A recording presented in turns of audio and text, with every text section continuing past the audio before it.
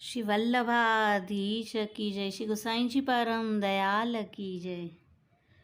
શ્રી ગુસાઈજી કે જેઓ દશમ સ્કંધનો પાઠ કરીને ભોજન કરતા, તો તેમને નિમિત્ત બનાવીને શ્રી આચાર્યજીએ ત્રિવિધ નામાવલી ગ્રંથ પ્રગટ કર્યો, જેમાં સમગ્ર દશમ સ્કંધનો સાર રહેલો છે. બાળ લીલા, પ્રૌઢ લીલા અને રાજલીલાના અનેક નામો આમાં શ્રી આચાર્યજીએ પ્રગટ કર્યા છે. તેમાં રાજલીલા અંતર્ગત 111 અને 112મું નામ ભક્ત સંકટ નિવારકાય નમઃ. ભક્તના સંકટનું નિવારણ કરનાર શ્રી વાસુદેવને નમન. અને 112મું છે વૃકાદિ દુષ્ટ ઘાતકાય નમઃ. વૃક આદિ દુષ્ટનો ઘાત કરવાવાળા શ્રી ભગવાનને વંદન. વૃકાસુરનું ચરિત્ર આ નામો અંતર્ગત રહેલું છે.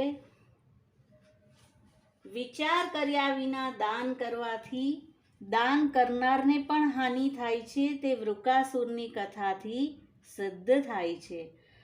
બ્રહ્મા અને શંકર થોડા જ સમયમાં શાપ આપે છે અથવા વર આપે છે, પણ શ્રી કૃષ્ણ તેમ કરતા નથી.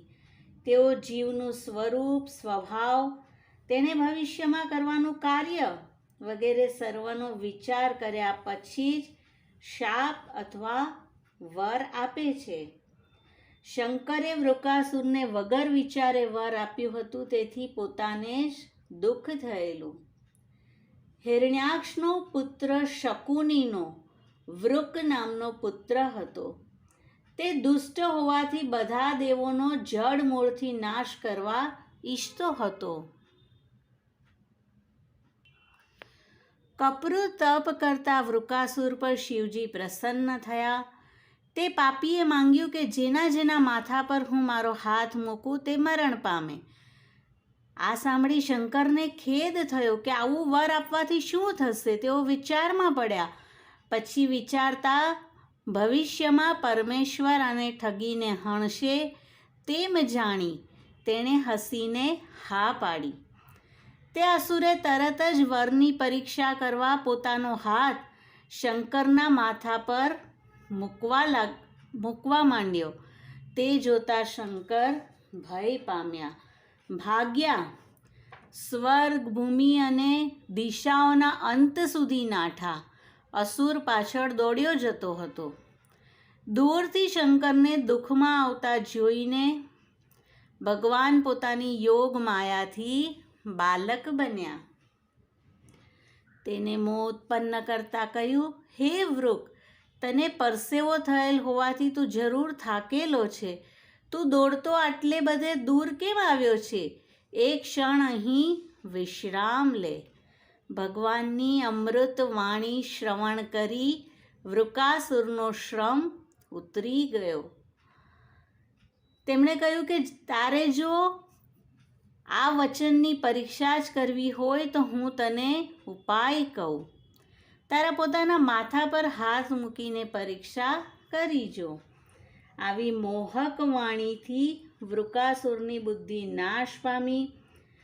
તે દુષ્ટ બુદ્ધિવાળો હોવાથી તેણે જેવો પોતાનો હાથ પોતાના માથા પર મૂક્યો કે તરત જ તેનું માથું ફૂટ્યું અને વજ્રથી હણાયેલો હોય તેમ જગતને દુઃખી કરનારો તે હણાઈને ભૂમિ પર પડ્યો.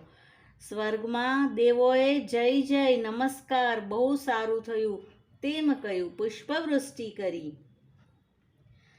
ભગવાને મહાદેવજીને કહ્યું, કારણ કે મહાદેવજીને પોતાના આપેલા વચનથી આ બધું થયું હતું, તો મહાદેવજીને દુઃખ ન થાય માટે ભગવાને કહ્યું, હે મહાદેવ, આ પાપી પોતાના પાપથી જ મૂઓ, કારણ કે મોટાઓનો દ્રોહ કરનાર કોણ કુશલ રહે?